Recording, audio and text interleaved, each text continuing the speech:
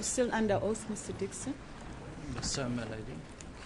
Yes. Please, the court and lady. Mr. Dixon, I just want to put you in the picture. I haven't consulted with anybody yet in detail. I haven't read your reports in detail. This is still general questions. We'll get to more in-depth questions a bit later. You understand that? I understand, my lady. Good. Now, we dealt with a report, ballistics report by Mr. Wolmerans. You've seen a draft of the ballistic report, am I right? I have seen a draft of a ballistics report, my lady. And that also deals with the sequence of the shots? There was some mention of sequence of shots in that report, my lady. Does it agree with you? I think there might have been differences then to what I said now, my interpretation. What would the differences have been? I'm not sure, my lady, because I haven't seen the final report. It's not a problem. On the draft report. I cannot remember, my lady, because that was a while ago. No. And I assisted Mr. Wolmerans with his English. No, Mr. Dixon, I'm asking you your answers. There might have been differences then. What were they?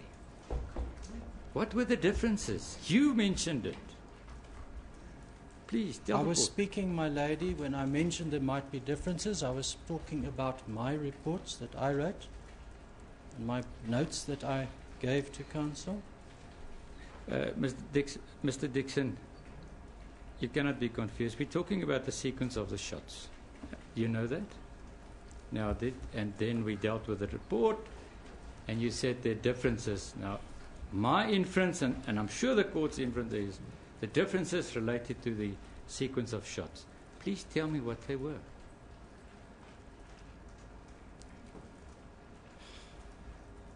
Difficult question to answer, my lady, because I cannot remember specific differences. I do remember, however, that as the case progressed and more information looking at photographs, interpretations might have changed or did change in my case, but I cannot mention specific differences. Not a single one. Not that I can remember in that draft Okay. report.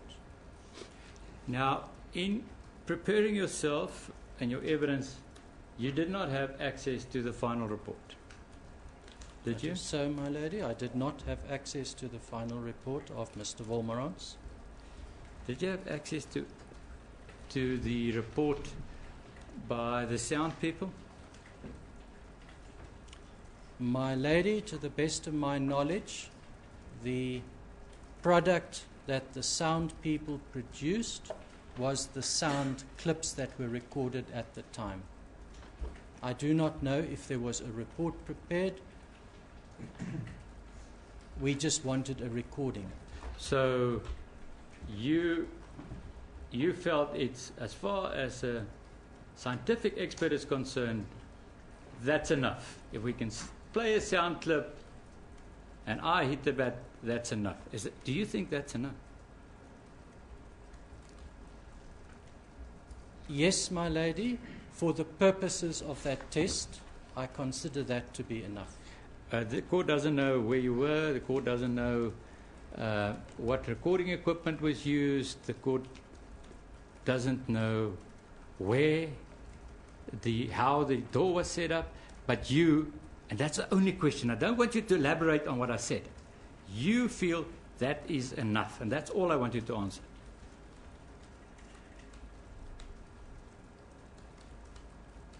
Excuse me, my lady, what must I answer?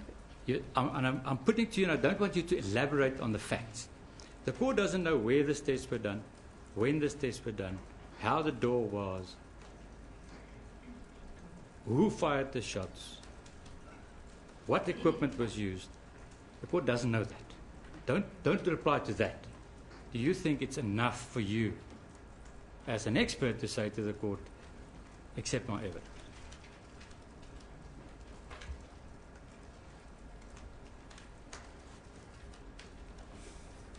My lady, a straight yes is a difficult answer. In essence, yes, for the tests I won't elaborate, my lady, as requested Yeah. by counsel. You cannot tell us what recording equipment was used. My lady, I do not know the brand name. Do you know if there were decibel tests done of the two different sounds? To the best of my knowledge, my lady, no decibel measurements were made. If I put to you that there's definitely a difference, if I put to you following, there's a difference between the decibel of the gunshot wounds, the gunshots and the bats. Would you agree with that or can't you? I can agree with that, my lady. If I put to you that the lower decibel sound, well, the further you go, get fainter and fainter than the high decibel. Am I right? The lower decibel sound will get fainter over a distance.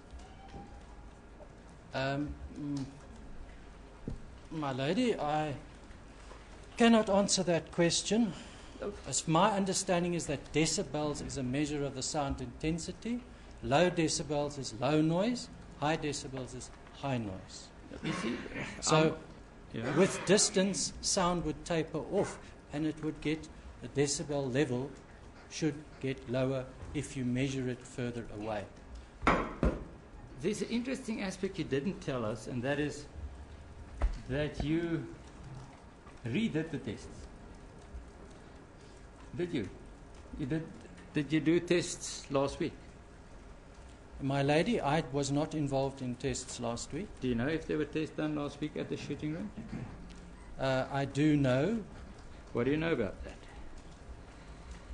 What I know about them is that the gunshots, a gun was acquired by Mr. Wolmerans, the exact same model as was used by Mr. Pistorius, because we tried to replicate with as many identical factors to eliminate any variation. And we had a problem. We had exactly the right ammunition. The gun was brand new out of its box, never been used before, and after each shot, it jammed. So the shots had to be fired individually. Now, in order to replicate sounds of shots firing one after fast sequence, it is possible to take the sound of one shot and just adjust your recording and repeat it in fast succession. But that is not considered to be a true reflection of events. So my understanding is that Mr. Wolmerans went to shoot shots in succession so he could give a true recording of a noise rather than a repeat sound. However, the sounds that we recorded when I was present, the cricket bat, that was in fast succession, more slow, and the gunshots were individual. Okay, so what was played to court did not happen on one day. The sounds of the cricket bat Yes? happened one evening, Yeah? and I am not sure, I cannot tell which recording it was, I don't know. The person who played that would have to testify. It's amazing because you're telling us that when you said to court, the bat sounds are the bat sounds I remember, and you identified the gunshots standing where you're standing. Am I right, Mr. Dixon? I identified those sounds as gunshots, my lady. But you weren't present when it was done.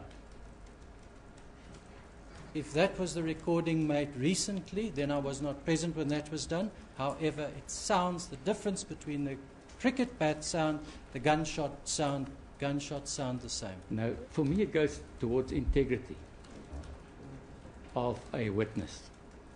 And I'm putting it to you. The question is about integrity, nothing else.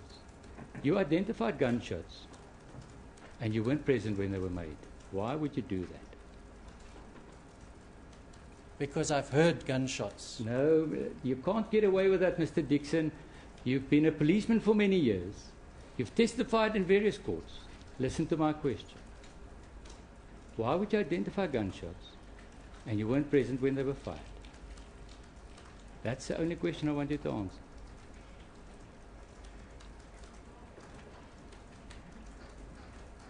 I was asked if I recognized the sounds of the shots, and I replied in the affirmative. But I you weren't heard present. But we can take it you weren't present when they were made. the gunshots.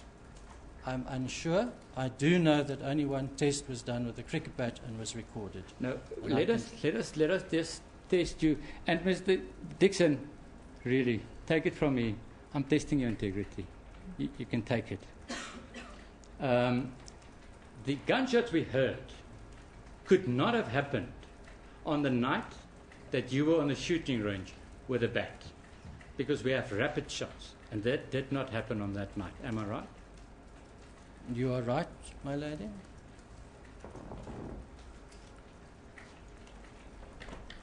Mr. Dixon, it is a serious issue for an expert to identify things, and he wasn't present. I'm putting it to you, Mr. My lady, Dixon. with respect, the evidence was never that those that identified those as the gunshots fired that evening. That was not. It's now implied to him that was his evidence. That was never his evidence. He was simply asked to listen to the recording to say, and I was put to him what it was. But it was never his evidence that those were the gunshots fired that evening when he was there. That's not the evidence. Lady, I'm not going to argue. If the court would bear with me, I'll carry on with something. I think it's on the record. I think you should carry on with something because there is a dispute. There's a dispute, my lady. I say the witness clearly identified the bats and the gunshots as one occasion. He's never given us, the court, and any indication that it happened on two occasions. My questions are fair. That's my argument. Well, you will argue at the end of the case. As a court. After we've all read the record. Yes, as a court. Yes. So, I just want to go back and when you did these tests, were there video recordings of what you did on the shooting range? No, my lady. The only person that can tell us how you hit the door with a bat, that would be you.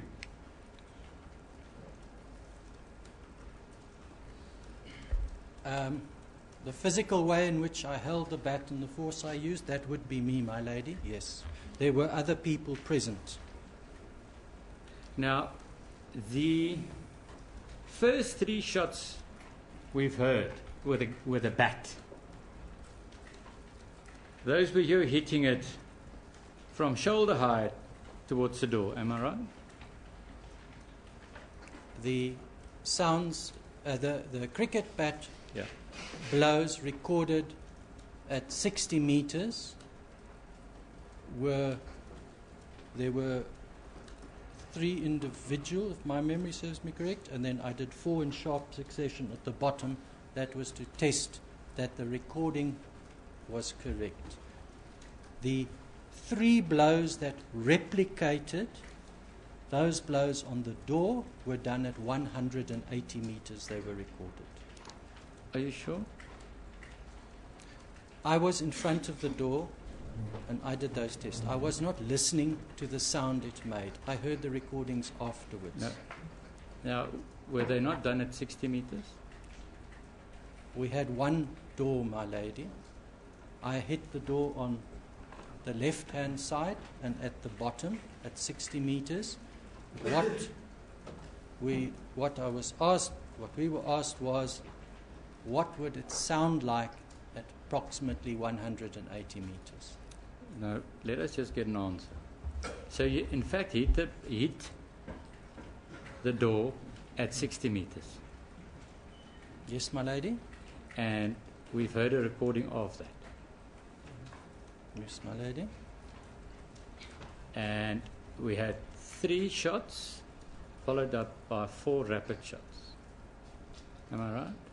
At 60 meters. There were no rapid shots fired when I was at the shooting range, my lady. As I indicated previously, the gun jammed after each shot. We're talking about the bat, Mr. Dixon. Rapid shots with a bat. That is a strike, my lady. Okay, I stand corrected again. I've been corrected in this court before. What do you call it? Strike? A strike. Okay. A gunshot is a sound made when the bullet leaves the gun. The bat sound is made when the bat strikes the door. I stand corrected. Thank you very much. The rapid strikes you did at 60 meters. The 3 rapid strikes, which were to replicate the proposed scenario that caused those damage to that door, was done at 180 meters, my lady. Not at 60. At 60 meters, I did hit the door on that On the side. So you hit the door on the left at 60. And at the base at 60. When you hit it at the base, you were in a batting movement. So the bat is square to the door and you're hitting the door. That is so, my lady. So all the rapid strikes we've heard is in a batting movement, bat square to the door, playing it as a batsman, cricket batsman would do, into the door. The one set of 4 blows to the bottom of the door, my lady, was where the bat was held in a cricketing posture. The 3 fast blows that were done to replicate the sequence of events at 180 meters, I did with the bat like that. My lady, may I just at this point just inquire, we've heard sounds. That must become an exhibit. I just don't know when and how it will become an exhibit, but if it does, the state would like to have a copy of it. So may I ask the court's indulgence to deal with that aspect now before I carry on with further cross-examination, so that we understand when we'll have it, what we'll have, and how it will happen. Yes, Mr. I'm sure we can put it on a memory stick and give it to the state. Absolutely, it's entitled to it. It should also be handed up formally. Yes, we'll do that, Yes, my lady. I fully agree with that. Yes. I wanted to do it with the next witness, but we can do it here and give it to the state. Thank you. So, let me just, I see Mr. Roo referred to Mr. Vormerans as the next witness, so let me just deal with it. What was Mr. Vormerans' role on day 1 at the shooting range? Night 1. When I was present, Yeah. my lady, Mr. Vormerans was there in the supervisory capacity. He organized for the recorders to be there, and he organized the range. Because of my involvement with the cricket bat and the marks, I went along, and Mr. Vormerans sat with the recording engineer, and he listened to the sounds at 60 meters and 180 meters. He was not involved with the striking of the bat, the physical action. He was listening to the sound and ensuring that it was correct. And who fired the shots on the night that you were there? On the night I was there, the shots were fired by Mr. van der Westhuizen.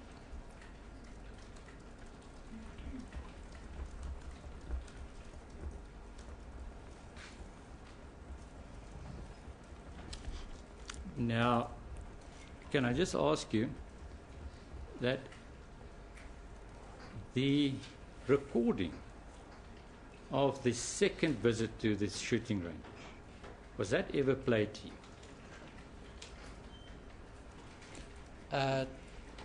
Best of my memory, yes. That can't be best of your memory. Yes, my Yes. lady. Why did you say best of my memory, yes? I just want to know an answer to that. As an expert witness, why would you say best of my memory, yes? It's a manner of speech, my lady. Now, let us work with yes. When? That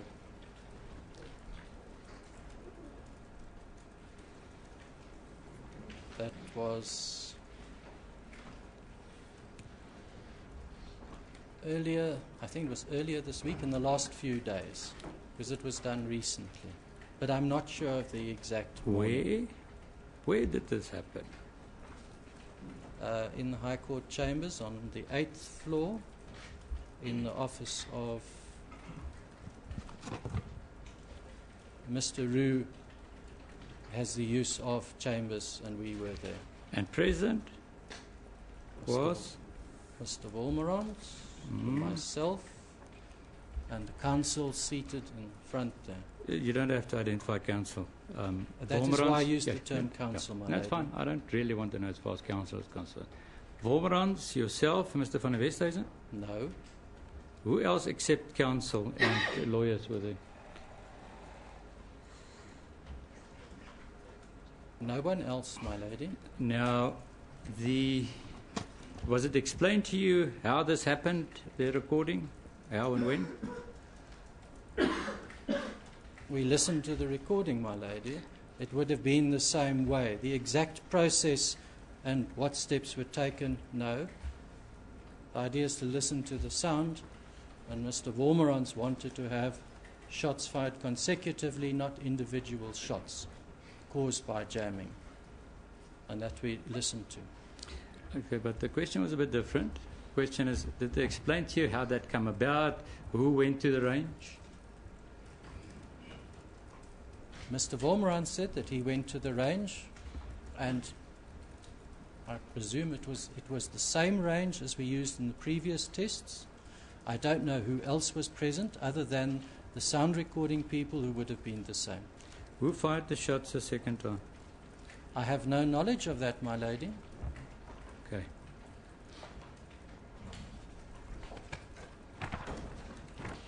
The recording of the single shots of night one, was that ever played to you? Of the gunshots, night one, gunshots, was that ever played to you? Yes, my lady. When? I acquired copies of the recordings, and I've listened to them myself.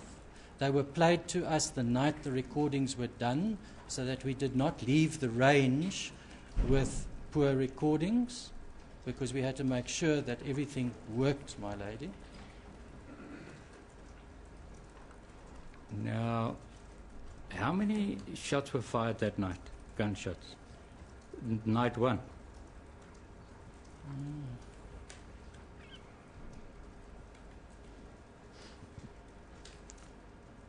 My lady, I cannot say exactly, but it was not very many shots. Maybe 6 or 8 or whatever. I don't know, my lady.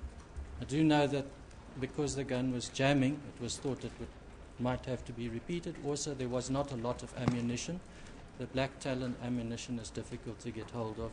What was interesting to me is, was there discussion that one could do it with electronics by creating a rapid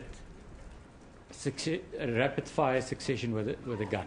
You said something like that. That was one of the options, and the other option was to refire the shots. Am I right? You are right, my lady. Tell me about that discussion where you could do it electronically so that it sounds like rapid fire. The job of a sound engineer or recorder, my lady, is to, in this case, the gentleman produces music, and the editing of recordings is a common aspect of sound production. And it was, I suggested that because we have a problem with the gun, just to listen to them rapidly, it can be played in fast succession. And in fact, you can do that anyway to hear it. However, in order to present a sound which has not been tampered with by editing, that is the reason why Mr. Wolmerans went and repeated those tests with the gun. Just So listen. it is not, there was no design and intent on behalf of myself or Mr. Wolmerans on the night of the shot to mislead the court or the prosecution or the defense as to the nature of what we have done. The recordings are all unedited. Why did you not tell the court that you had difficulties on the first night and that there was a second night in your evidence in chief? Why did you not do that? Because my lady, I was just talking about the sounds. Why did you not tell the court that the first night didn't work and you had to do it over? My lady, the first night did work. It needed refining on that one aspect, and it didn't come to my mind that it was in question. And I was not the person who was listening to the sound with the sound engineers. That's why I wasn't there the second night. So we're talking about a music producer, not somebody that specializes in recording gunshots and explosive shots and things like that. Am I right? My lady, I had discussions with the gentleman in question that evening, and we discussed sounds because it appeared to me that he had quite a lot of experience in soundtracks and so on, and how he commented that the sound of the bat hitting the door wasn't anything that he'd heard in the... Mr. Dixon, I'm going to stop you. I've never asked you to give hearsay evidence at all. You're an expert witness that's given evidence in lots of courts, and you stand there and on my question want to introduce hearsay evidence. Why? My lady, why did you want to do that? My lady, I was just trying to sketch a situation. You can't. Why would you need to introduce hearsay evidence if you sketch a situation? Mr. Dixon, be an expert, assist the court. Please. My lady, I went on the internet to listen to sound bites that are used by people when they dub them into movies and so on. There are libraries on the internet of different sounds, wood breaking, bats hitting, this, that, and the other thing. I asked you a different question. I'm going to stop you. I'm going to be rude because you don't listen. The question was, is he an expert? Mr. Nell. Yes, my lady. Please restrain yourself. I will, my lady. May I then, through the court, just ask the witness to respond to the questions? Yes. And just the questions. Did you hear that, Mr. Dixon? I Respond heard to the that, question my lady. and just the questions, please. Now, was this person an expert in recording explosive sounds and gunshots? Yes or no? That's what the answer is. My lady, that's the first time I've heard that specific question, and it was stated to be the answer. I have no idea on the expertise of the person who recorded the sound as to whether they are an expert in recording explosions and gunshots. Okay. No, I don't. Okay.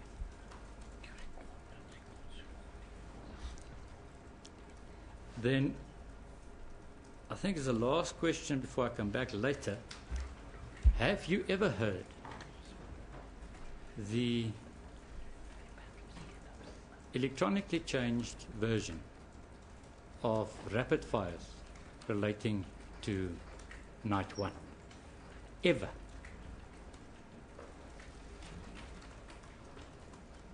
My lady, I don't understand the question. Okay. It's so important I'll go through it slowly. Remember there were talk that one can, on night one, you couldn't do rapid fire with a gun. There was talk that one can electronically change it to sound like rapid fire. Am I right? My lady, what I said was you can put the recordings close together so when you play them, it sounds like rapid fire. Indeed. Indeed, it's fine. Did you ever hear that? My lady, on my computer, playing the sound, because the sound clip is so short, I just press the repeat button and it sounds like rapid fire. A recording by the music producer. Have you ever heard that? My lady, all the sounds that were recorded were made by the music producer on that evening, and we heard them first that evening. The sounds that I have got files of are those sounds that were made that first evening. Yeah, I'm going to repeat this question until I get an answer. Listen carefully, Mr. Dixon, please. Did you at any time listen to a recording by the music producer about the first night's shots where those seemed to be rapid?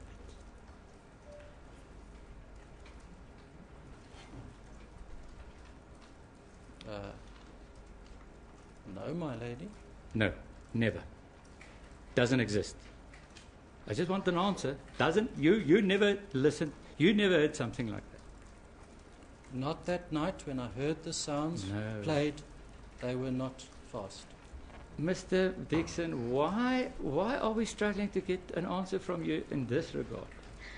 I used the word ever, and you've corrected my English, so you must understand what ever means. So please answer. My lady, I think I did say no to the first time, and then I added some more when Mr. Nell continued. Okay. The answer is, to the best of my knowledge, I have never heard a electronically or digitally enhanced recording where the sounds which were made on the first night have been edited into a rapid sequence of sounds. Good. Now,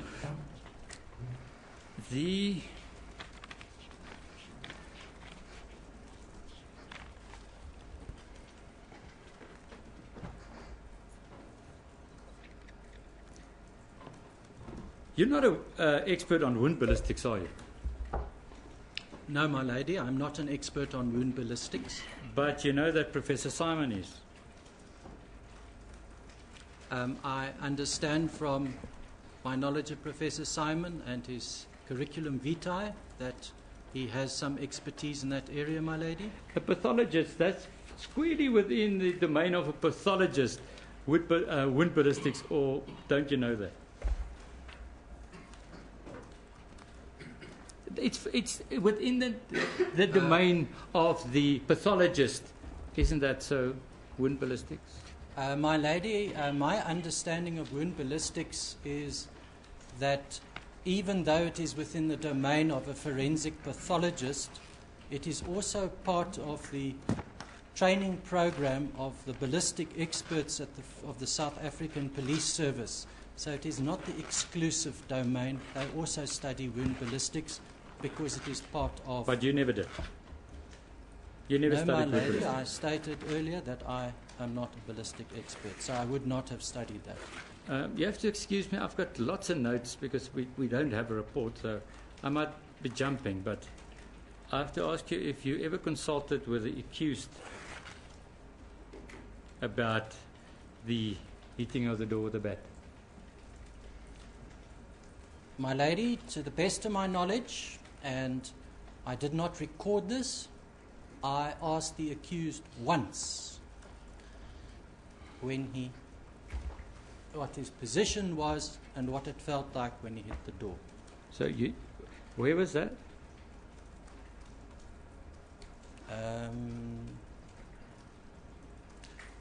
I think that was at the beginning of the trial, my lady, in March sometime. Okay. But I cannot be sure. Who was present? It would be counsel Mm. and Mr. Volmarans. And Mr. Volmarans again. Okay. But I cannot be sure, my lady. I just asked a question because... And he gave you an answer, the accused? My lady, I was specifically interested in determining what sort of force would be necessary. So I asked him relating to when he hit it, what he felt. I know what you asked him. I said he gave you an answer. Yes, there was a strong vibration, my lady. So he said a strong vibration with which shot? Which strike? The first strike, my lady. You asked him about the other strikes?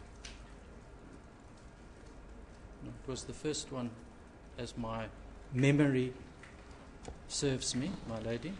Did you ask him about his position in front of the door, if it moved, changed or not? I do not recall his question aimed specifically at that, my lady, because in my understanding, when one is using the bat and the test I did, you move around. It's natural to repeat exactly the same blow from exactly the same position in exactly the same way. Would not be normal. You wouldn't mind if we have a look at the notes in front of you, would you? No, not at all. I Okay. said, If you just put them there, we'll get it from you, Sam.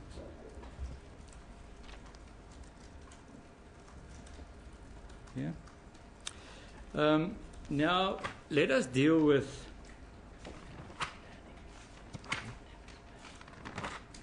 your ballistics expertise. You've made, and I'm using the word finding very loosely, you've made a finding that the deceased was standing upright behind the door when she was shot in the hip. Am I right? yes, my lady. Bullet hole, what would that be? According to the ballistic evidence, Captain Mangena, and according to the heights measured of the wound on the door, I concur that it was bullet hole number A.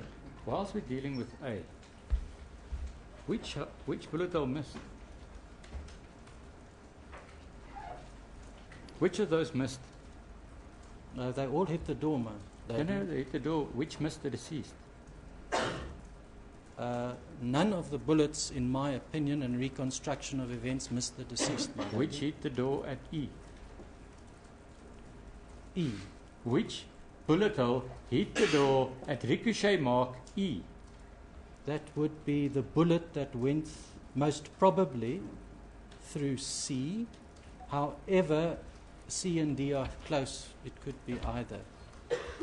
So you say most probably C. Why do you say that? Because the height of the arm injury, the arm injury that was the second one, is high. The deceased would have had to fall fairly rapidly. B is the highest bullet hole, and when you stand there, it's coming forward. I would expect if a person starts falling, they're going slow and then they're collapsing and they go faster. I would, in my reconstruction of just the chain of events, I would think that B is the most likely candidate for that. And that would fit in your reconstruction. Your reconstruction, C must have missed. Must have missed what, my lady? C is linked to E.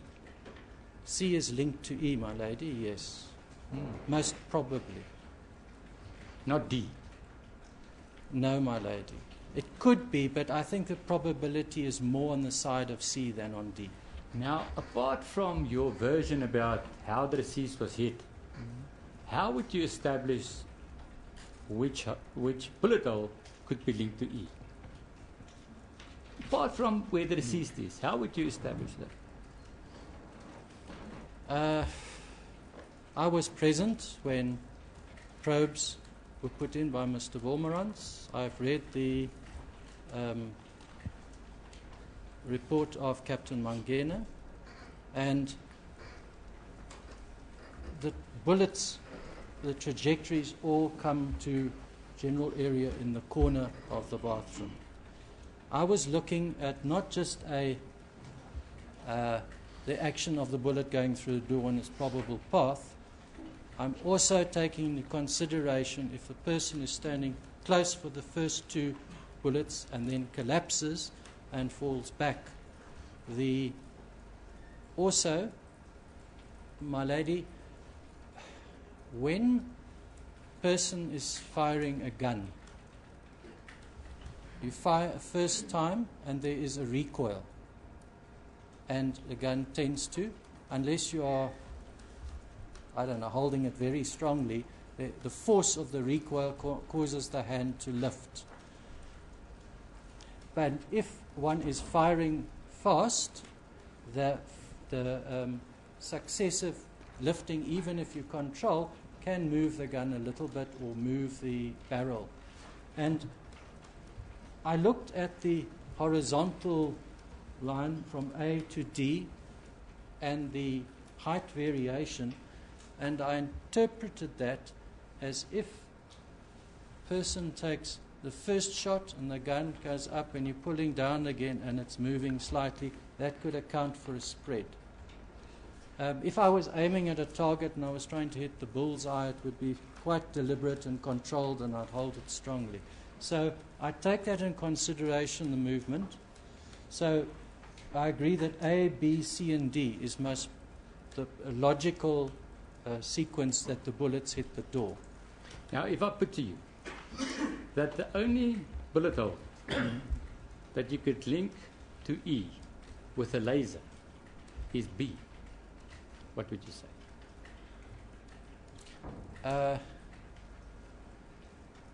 My lady, I have looked at photographs taken on the day, taken by the police, and there are probes which are varied. Yes, but and Captain Mangeren's one's different, and when Mr. Wormerans was putting the probes through the door, there is variation. To me, it's not very exact. If you're putting a probe through a hole and that hole has had several probes through, it's open, the wood expands and contracts. No, we're not talking about probes. We're talking about a laser. That's my point. Just listen to this. If we take the position that the accused agreed with where he was when he fired the shot, he agrees he was there. From the corner. The only bullet hole that you can link with E is B. What would you say about that?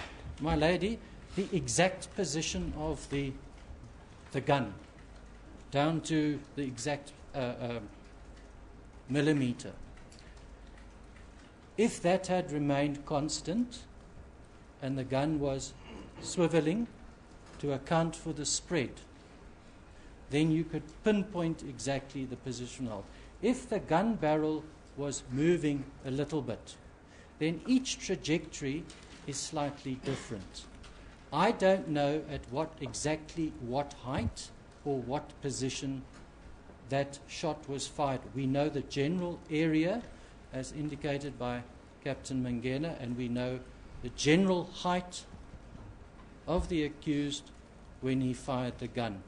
But the error bars on those measurements are indeterminate. We don't know whether the hand was absolutely steady or it was shaking. I don't know. Okay, so if I put the probes through, or if I put not the probes, my lady, if I put the laser beam through, by shifting it a few centimeters sideways or up or down, one can make a number of bullet holes hit E, because you can't be certain. My knowledge of reconstruction of a crime scene, a chain of events, is a logical sequence of events. If somebody else with exactly the same facts at the disposal can say, but based on my knowledge due to this, there's another probable sequence, that is that person's thing. I'm just looking at from... There's so many variable factors. I'm not saying this hole made that point. I'm taking into consideration a number of things. The position, the probable or possible position of the body, the position and the angle of the bullet wounds, the height of the bullet wounds, the distribution, and the end effects. So by looking at all of those things, the most likely hole made by a bullet which would have been in the path of position E, in my opinion, and I'm not speaking as a ballistic expert, I'm speaking as a person looking at physical facts and trying to come to a logical conclusion, is C. If my suppositions about all the other events are correct, and we do not know, my lady, what went on behind the door, because that is what we are trying to reconstruct. Mr.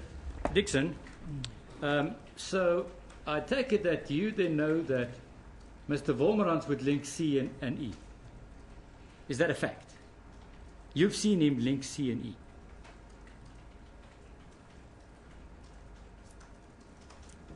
I am not sure about that precisely, my lady. There are photographs. We can go back to them because when we were doing the work, we put stickers on. But I'm not sure. I cannot recall exactly. But I would be lying if I were to pick an answer out of the But head. we're talking about the one day when you were there with the police and there was a reconstruction done. Mm-hmm. So on that particular day is the only day. Is it the only day that you were at the house where the door, with this particular door? With this particular door? Yes. Yes, my lady. So that's the only day you were at the crime scene with this particular door. Now, on that particular day,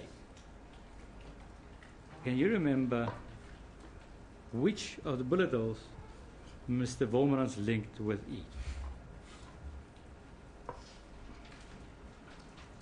If I could have my notes. Yeah, you can have your Please? notes. Yeah, no, of course. I think it is written down there somewhere. Please have a look and let's see if you have it on your notes.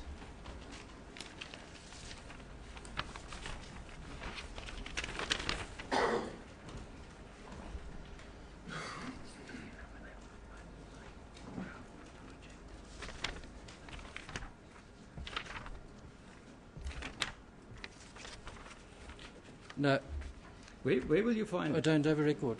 Wh- wh- There was debate, my lady, because different people from different areas of expertise are looking at a situation where there's many variables. And that's why I said earlier, some earlier reports I might have submitted, the information might have changed.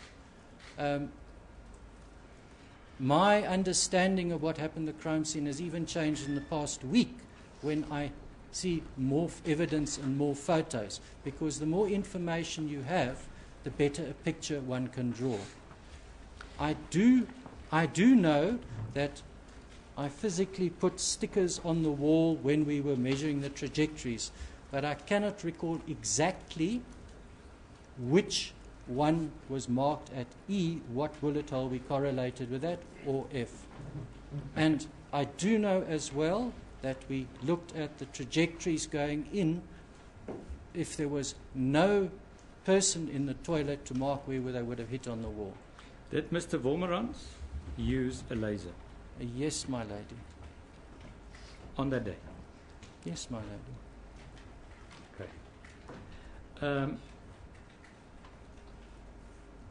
Can I just refer you to photograph JJJ 229?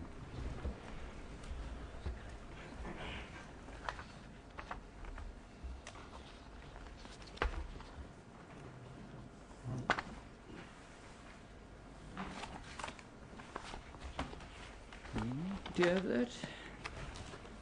Yes, yeah, that's that one. Is it this That's one? it. Yes, indeed, Okay. indeed. Now, if I look at this photograph, and I'm just telling you what I think, and so you can help me, it looked cropped to me. It looked square, different than the other photographs in this album. Did you crop it? Is that just a portion of a photograph? My lady, this is a portion of the photograph. A witness board is quite large. I photographed entire witness board. The area of interest, I went and cropped the picture. Where is the photograph of the whole witness board? It's on my computer, my lady. So you'll be able to bring it to us tomorrow, the original photograph. Because Yes, what we're my dealing lady. with is the spread of the wood particles. That's what we're dealing with. Yes, my lady. Don't you think it's very important for the court to see the whole page? Or My- are you telling me that that's the only wood particles on that photograph? My lady, as I clearly stated in my testimony, this is a photograph of the back of the witness board, which was placed at 6 centimeters behind the door. I photographed the entire back.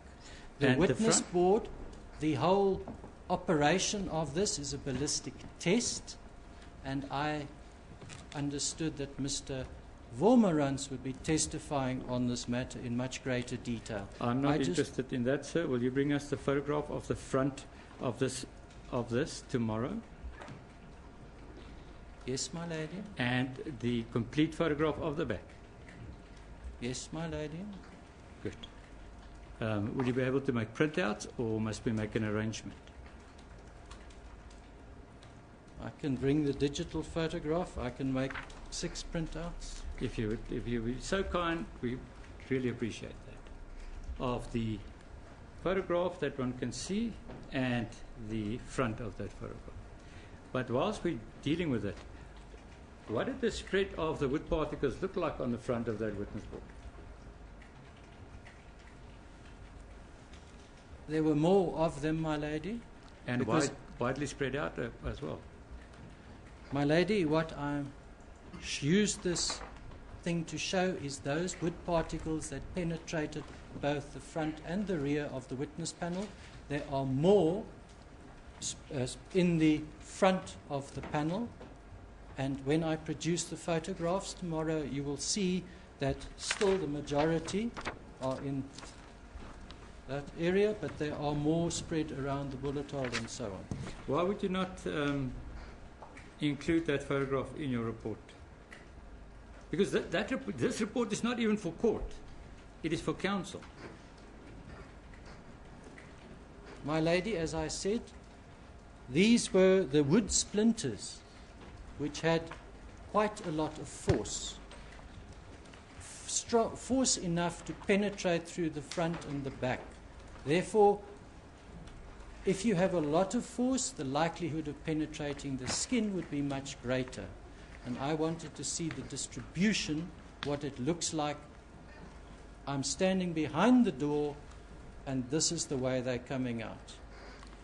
And for me, the most damage will be done by the largest and most energetic missiles.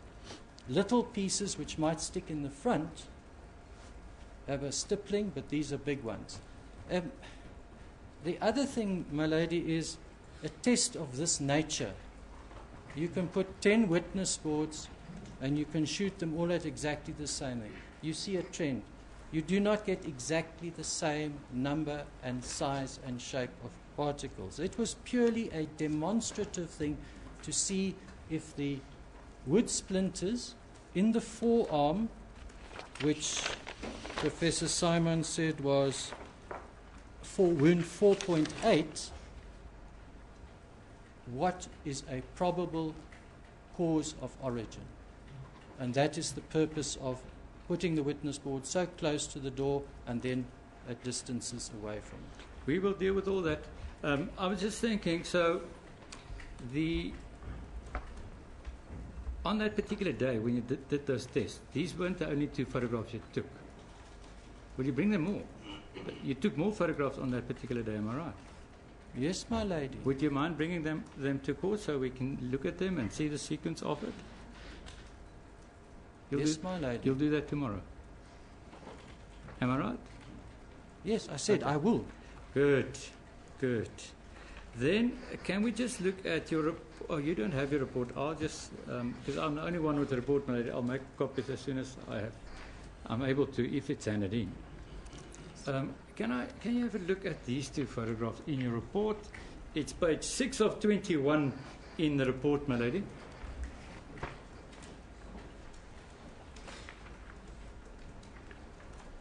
Those are 2 photographs of the mark in the door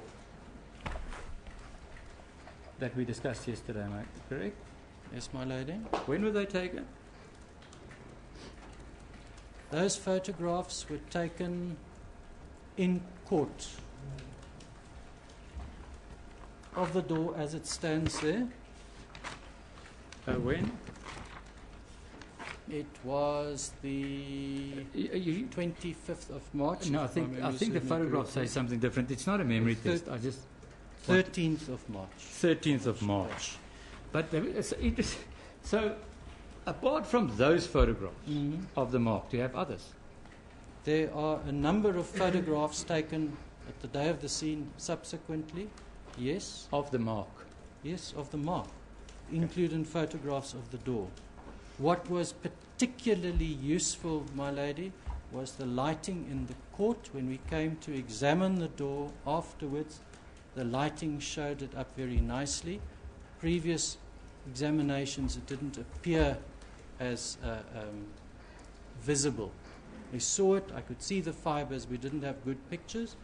So this was very nice, and I could take it, it was well lit, it shows them up very clearly. I know what you say, but let us just deal with the question. Do you have other close-up photographs, you, Mr. Dixon, of that mark with the fibers visible? No, I didn't take any photographs.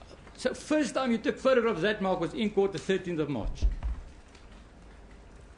It is not the first time I took photographs. No, You of that- asked me if I had photographs where the close-ups, where the fibers were clearly visible. Okay, so you don't, Hello. that we have.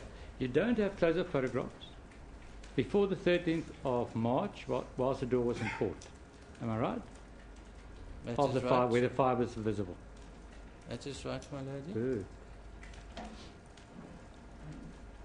But remember when you came into court on the 13th of March, there were people cleaning the door. The ladies that cleaned the court were busy cleaning the door. Yes, my lady. You were upset. You said, how can they clean it? Remember? Yes, my lady. So that wasn't a forensic exhibit anymore. It was in the public domain. And that's the first time you took close-up photographs of that mark. Why? My lady, in my years of experience in the forensic science laboratory, I have often been required to attend a crime scene a long time after the event occurred, sometimes more than a year, when many things had happened, and you have to extract original information. Whether you come a day later, a month later, a year later, depending on the nature of the events, there's always something left over. I had seen the mark on the door. I had seen photographs taken on the day of the event by the police of the mark on the door. However, when I saw it in the court with the lighting and it was highly visible, I thought, yes, that is nice. I did not have the opportunity with good lighting and a good camera to take it beforehand.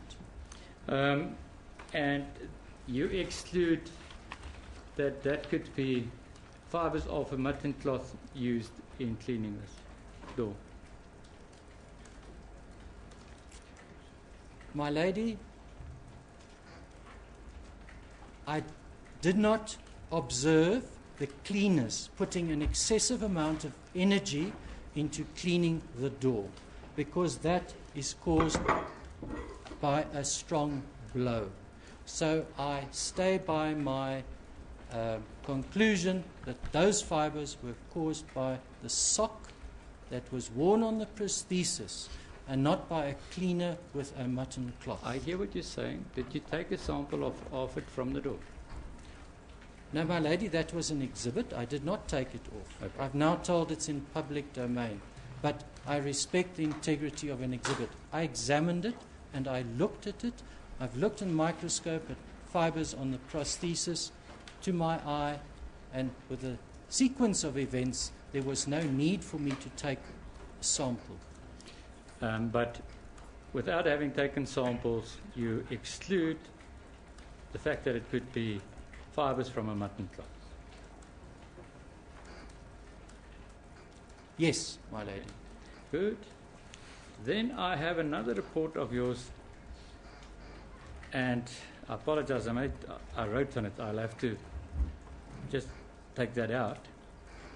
It's a report, my lady. It's the wind sequence in relation to position and posture. Roger Dixon, 5 April 2014, wind to hip first shot.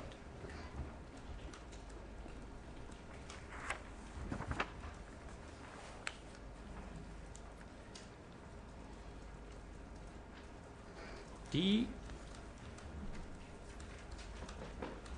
You wrote here, and I want to read to you. I'll give it to you after I've read it, and you can just check if I read it correctly. Secondary wood projectiles cause lacerations to right forearm and punctuate abrasions around the entrance wound. That's the entrance wound to the hip. The entrance wound to the hip, yes. I saw those on photographs. Close-up of photograph taken after the deceased had been cleaned at the post-mortem. Professor Simon's evidence was to the contrary. I'm aware of that, my lady. So Professor Simon said there were no. He said he did not observe any. Yes, and he was wrong. My lady, I saw a photograph taken of the wound after it had been cleaned, and I know it had been cleaned because I've seen photographs of it in its original state, covered in blood, and around the wound were tiny little spots where it looked like there'd been a little bit of bleeding. You weren't at the post-mortem, am I right? I was not at the You're post-mortem. not a wound ballistics expert? I'm not a wound ballistics expert. But you're willing to say that Professor Simon made a mistake? I'm He not missed it. saying that anybody made a mistake. You I'm are- stating what I observed, my lady. Now, if he said that it was not so, would you willing to concede that he perhaps know better? Or not? My lady, if Professor Simon were to state categorically that that was not made from that, then that is Professor Simon's categorical statement. From what I observed from the photograph and the other wounds on other photographs and the appearance and the sequence of events, my deduction from looking at that photograph, it had been cleaned, there was no wood, that was most probably caused by the little wooden splinters which were entrained by the bullet when it went through the door. They would be small, they would be lightweight, they wouldn't have much energy. So if they actually damaged the skin, it would be slight. Not like those larger splinters which would have come off on the left-hand side of the exit wounds, which is what is displayed on the back of this photograph. So, I have it on the record, and I'm going to point it out to you once I've gone through everything, that his finding is that there were no marks of that nature that you're testifying about. What would Maybe Mr. Nell, let's just preserve that question. In all fairness to him, we're finding the photo, and in all fairness to him, I think he must first look at the photo, and he can preserve this question till after tea time. He may say it now, but I'm just telling him that we will give him the photo, that he knows about it. And as the court pleases, Mr. Dixon, photograph 1082. Yesterday it was identified as photograph 1082.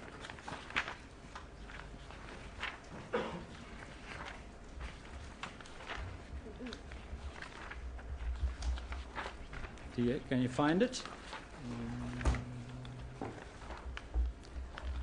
I think it is JJJ 213.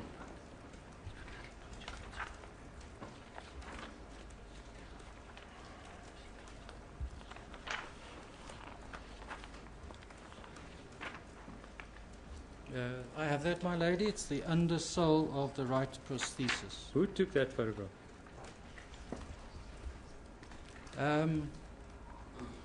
I'm informed that this photograph was taken by Mr. van der Westhuizen.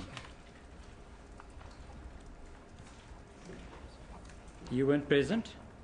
No, I was not present. Who extracted that portion from the prosthesis? Mr. van der Westhuizen? Were you present? No, I was not present. I was not involved with the case at that time. Oh yeah, that's an interesting question. When did you get involved? I got involved on the case of the day of the bail hearing, the Friday in which the decision on the bail hearing was made in court, my lady. And how did you get involved? I received a phone call, my lady, to ask whether I would be willing to assist the defense team in the reconstruction based on trace and other evidence at the scene, my lady. Your graph, JJJ 233, that you testified about this morning, the graph, that you used bullet hole C as the bullet hole one can link to E and F, am I right?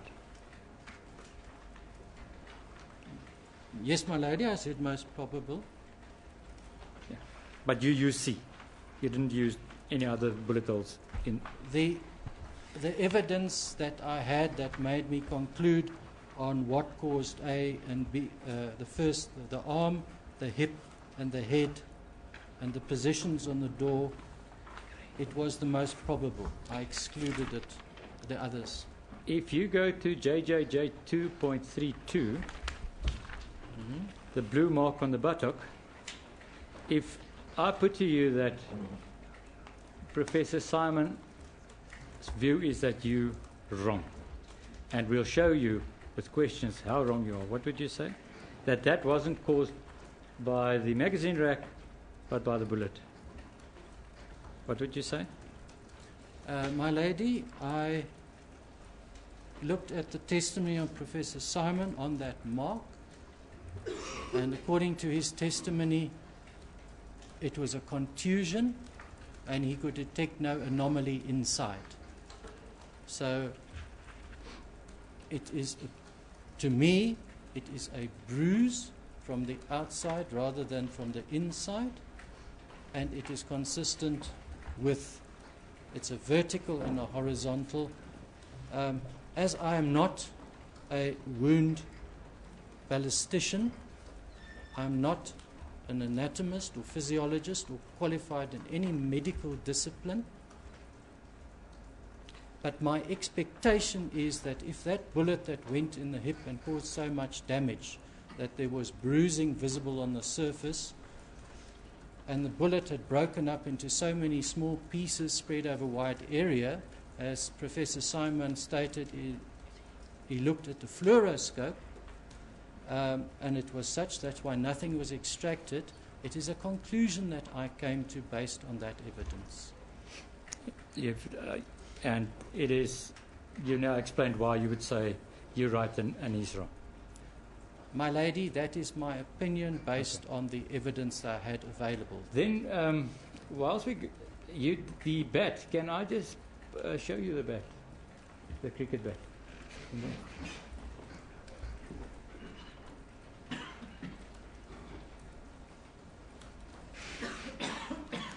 Now, we have a photograph amongst your photographs of the cricket bat and the marks one can see on the bat. Can you remember which photograph that was? Photograph 14 van der Nest 026. I don't have a JJJ number on it, my lady.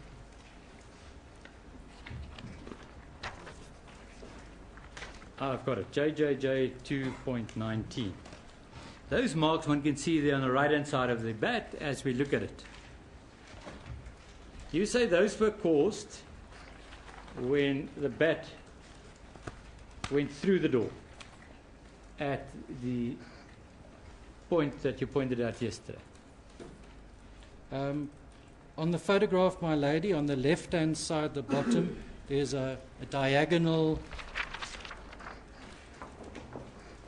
indentation which appears to have some slightly red color in it. Okay, I think let's hold the photograph like this, and I think that's easier with the measuring tape at the bottom of the photograph. Will you do that? Then it's on the right-hand corner of the bat. One can see the marks there. That was caused when the bat went through the door. My lady, yes, that's my opinion. That's when it went through, the pressure of the wood on either side. But there were more than one mark. Yes, my lady, there's lots of marks on this bat. It's a very old bat. Yeah, but linked to this particular bat, do you think it was caused with one blow, or do you think it was moved? My lady, my interpretation of this is that, and also based on the test that I conducted, the third blow, which was the lowermost blow, is when the bat actually went through the door panel, and the door panel broke open and the bat went in. Yes. It's squeezing in, and it stops, and then the door broke forward.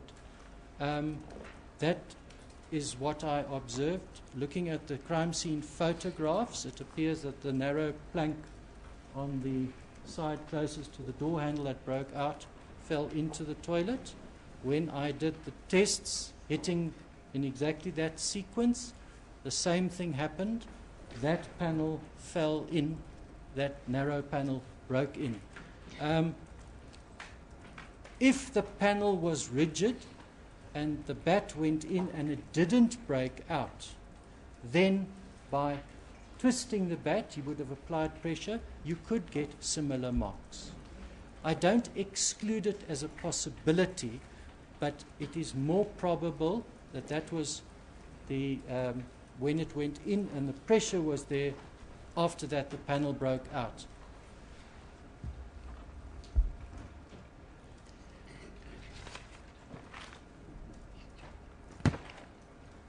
Mr. Dixon, my lady, it is 10 to 1. Before I embark on a range of questions, I have it ready, but it will take more than 10 minutes, and I can use the lunchtime to consult. I'm sure I won't finish, my lady, but I'll really use up as much court time as I can. May I request that we adjourn now and return at 2?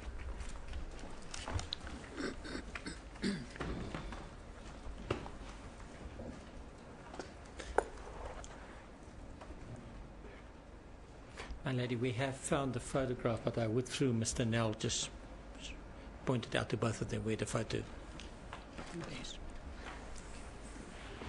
We also found it. We take our adjournment for lunch.